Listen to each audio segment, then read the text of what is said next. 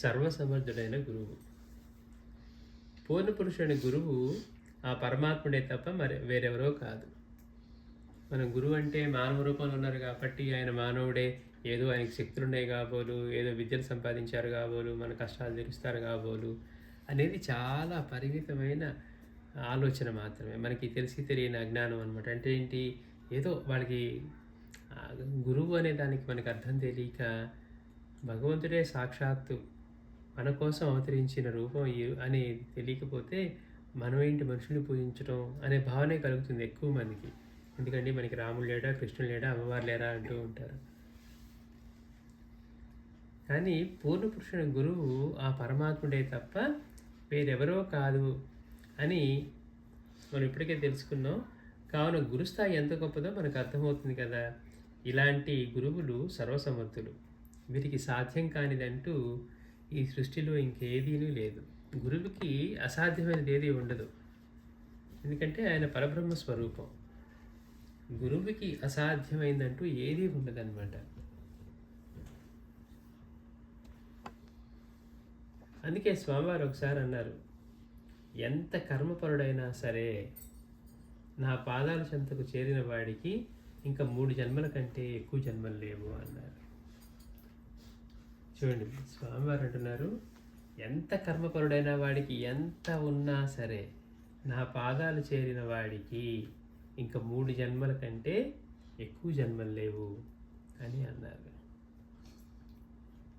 మనం అనుకుంటూ ఉంటామా, మనం గురువుని ఎందుకని పూజించడం, వాడు కూడా మనలాంటి వాళ్ళే కదా, వాడు కూడా ఏదో సాధన చేశారు, మనలాగే తిన్నారు, భగవంతుడు అంటే మనం చూడలేదు, ఆయన మహా గొప్పవాడు, ఆయన అందుబాటులో లేడు మనకి నిజంగా ఇంతటి అనుభవాన్ని ప్రసాదించగలడా భగవంతుడు? మనకి అందుబాటులో ఎక్కడొస్తాడు? ఆయన అందుకునే స్థితి మనకి లేదు.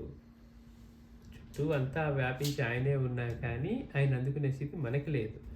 మన కోసం దిగి వచ్చిన వాడి గురించి ఆలోచించడం ఏమో మనకి చేత కాదు. ఒరే, నేను చుట్టూ ఉన్నా, నువ్వు గుర్తుపట్టలేకపోతున్నావు అని చెప్పి ఆయన రూపం తీసుకొని మానవ రూపంలో మనతో వస్తే మళ్ళీ ఈయన కూడా మనలాగే ఉన్నాడు కదా, ఈయన్ని పూజించేది ఏంటి? స్వామీజీ కూడా మనలాగే ఉన్నారు కదా, లేకపోతే మాస్టర్ గారు మనలాగే ఉన్నారు కదా, బాబా మనలాగే ఉన్నారు కదా అనుకుంటున్నారు. కానీ ఆలోచించి చూస్తే నిజంగా వారి గురించి తెలుసుకున్నప్పుడు తెలుస్తుంది వారు ఎంతటి పూర్ణ స్వరూపాలు. కేవలం మనకు అర్హత లేకపోయినా కానీ మన మీద అపారమైన ప్రేమ కరుణతో మాత్రమే వాళ్ళు అవతరించి మనల్ని దగ్గరికి తీశారు. ఒక గురువు దగ్గరికి వెళ్తే అన్నిటికంటే మాస్టర్ ఒకటే మాట అంటారు, జీవితంలో ఒక మహాత్ముడి దర్శనం లభించడం, వారి సన్నిధి లభించడం దుర్లభం అన్నారు. మనం ఎంత గొప్ప ధనవంతులం అయితే అవ్వచ్చు కాక, స్థితిమంతులం కావచ్చు, కీర్తిమంతులం కావచ్చు, లేకపోతే ఇంకోటి మనం ఇవి ఉంటే గొప్పగా అనుకునేవి ఎన్నైనా ఉండొచ్చు కాక, కానీ ఒక మహాత్ముడి దర్శనం లభించడం వీటన్నిటికంటే కష్టమైంది, గొప్పదై. ఒక మహాత్ముడి దర్శనం కానీ వారి సన్నిధిగా లభించలేదనుకోండి, ఆ జీవితమే వ్యర్థం. మనకి ఎన్నుంటే మాత్రం ఉపయోగం ఏముంది? సద్గురు అనేవాడు అవసరమైతే మనకి ఆ క్షణంలోనే ఆయన అనుగ్రహించదలుచుకుంటే ముక్తినే ఇచ్చేస్తాడు. మనం ఎన్ని పూజలు చేసినా ఎన్ని చేసినా మన అహంకారం బలపడుతూ ఉంటుంది తప్పించి నిజంగా మనలో అటువంటి మార్పు కూడా రావడం చాలా కష్టం. అందుకని అన్ని సాధనల కంటే గొప్పది ఏంటంటే సద్గురు యొక్క సన్నిధి. వారి సన్నిధిలో ఉండటమే అతి గొప్ప సాధన. అది పొందగలిగితే అంతకంటే గొప్పది ఏమీ లేదు. అయితే వారి సాన్నిధ్యాన్ని మనం ఎలా సద్వినియోగం చేసుకోవాలి, గురువు మాటని జవదాటకుండా వారికి సేవ చేస్తూ వారిని మెప్పించి స్వార్థము సంకుచిత భావాలు లేకుండా అనే విషయాలు అవగాహన చేసుకొని వారి సన్నిధిని మనం ఎలా సద్వినియోగం చేసుకోవాలో తెలుసుకున్నప్పుడు అత్యంత తేలిగ్గా మనం ఫలితం పొందగలుగుతాం. అసలు ఆయనకి సేవ చేయటమే మన ధర్మంగా ఉండాలి. ఆయన ఏమి ఇస్తాడు అనేది కాదు, ఆయన ఎలాగూ ఇస్తాడు, కానీ కోరికతోటే నేను సేవ చేస్తూ ఉన్నా, స్వామి ఏమైనా ఇస్తారేమో అది చేస్తూ ఉన్నా. సేవ చేయడమే మన జీవిత పరమార్థం, అదృష్టం. ఈ శరీరం ఉంది ఆయన సేవ కోసమే, ఆయన చేసిందే సేవ అన్నారు. అందుకని అలాంటి మహనీయుడు అంటే మనకి ఎంతటి అదృష్టం అంటే, అలాంటి మహనీయుడు మనకి ఎంత దగ్గరలో, మన స్థాయికి దిగి వచ్చి మాట్లాడే స్థాయిలో ఎంతటి ప్రేమను పంచి, పైగా వారి దర్శనంతో మనకి ఏం జరుగుతుందో తెలియదు కదా.